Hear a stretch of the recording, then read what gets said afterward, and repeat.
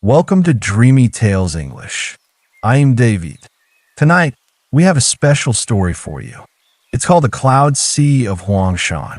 Huangshan is a mountain range in southeastern China that has inspired painters and poets for over 1,000 years. Its granite peaks rise sharply from the earth like ink strokes on rice paper, and its pines grow in impossible places, clinging to cliff edges, twisting through rock crevices, reaching toward the sky with arms that look almost human. But the most famous feature of Huangshan is not the peaks or the pines.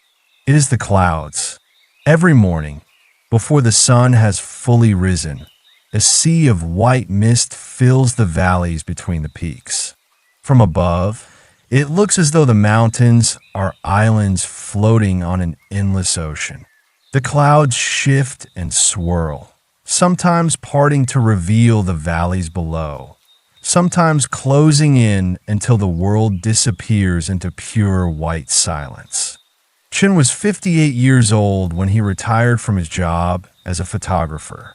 For 35 years, he had traveled across China documenting its landscapes, the terraced rice fields of Yunnan, the karst mountains of Guilin, the deserts of Gansu, the water towns of Jiangnan. His photographs had won awards, been published in magazines, and hung in galleries in Paris, Tokyo, and New York. But after 3 decades of chasing light and composition, Chun felt exhausted. His eyes were tired. His heart was empty. So he did something he had never done before. He stayed in one place. He rented a small room at the summit of Huangshan, a cabin barely large enough to stand in, with a narrow bed, a wooden desk, and a window that faced east. The room belonged to a woman named Andy Liu, who ran the guest house with a combination of stern efficiency and quiet warmth. She was in her 70s, with silver hair pulled back in a tight bun and eyes that missed nothing. "You're the photographer?" she asked on his first morning, handing him a mug of hot ginger tea. "I've seen you in magazines. You look thinner than your pictures." Chen laughed. "That's because I am." "Good," Andy Liu said. "Eat something. The clouds won't come if you're starving." And so began Chen's experiment in stillness. For the first week, he did not pick up his camera. He woke before dawn, brewed tea on the small stove, and sat by the window watching the valley below. In the morning, the clouds would gather, thick, white, and slow-moving, like while being spun by invisible hands. In the afternoon, they would thin and drift apart, revealing the green slopes and granite peaks beneath. At night, they would settle into the valleys like a blanket, and the stars would appear above him, sharp and countless. He walked the mountain trails every day. He met other visitors, young couples from Shanghai, elderly hikers from Beijing, a group of Korean students who practiced their English by asking him questions about the mountains. He answered patiently, always with a smile, though he found that his own words were becoming fewer and quieter. On the 10th day, something remarkable happened. Chen woke before sunrise and climbed to the viewing platform at the eastern peak. It was a narrow stone ledge that jutted out over the valley, surrounded on 3 sides by nothing but sky. He arrived early, before any other visitor, and stood alone in the darkness, wrapped in a thick coat, watching the eastern horizon. At first, there was nothing. Only black sky and the faintest hint of gray at the edge of the world. Then, slowly, the clouds began to move. They rose from the valleys below like a tide coming in, flowing upward over the peaks, wrapping around the twisted pines, filling the air with a soft, white silence. And then the sun appeared.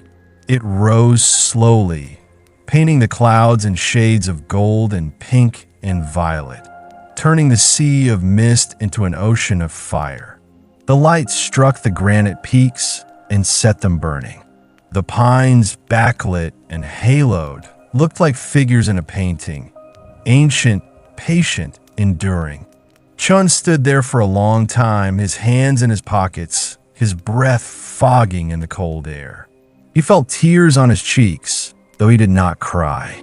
He simply stood, absorbing the moment, letting it fill the hollow spaces inside him.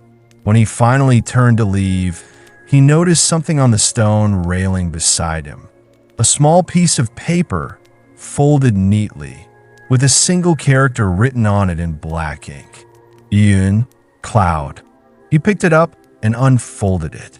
On the back, in smaller characters, was a line of poetry. 行到水穷处，坐看云起时. Walk to where the water ends. Sit and watch the clouds rise. It was a famous line by Wang Wei, the Tang Dynasty poet who had spent his later years living in the mountains, writing poems about stillness and impermanence. Chen had quoted it in lectures and photographs and articles 100 times.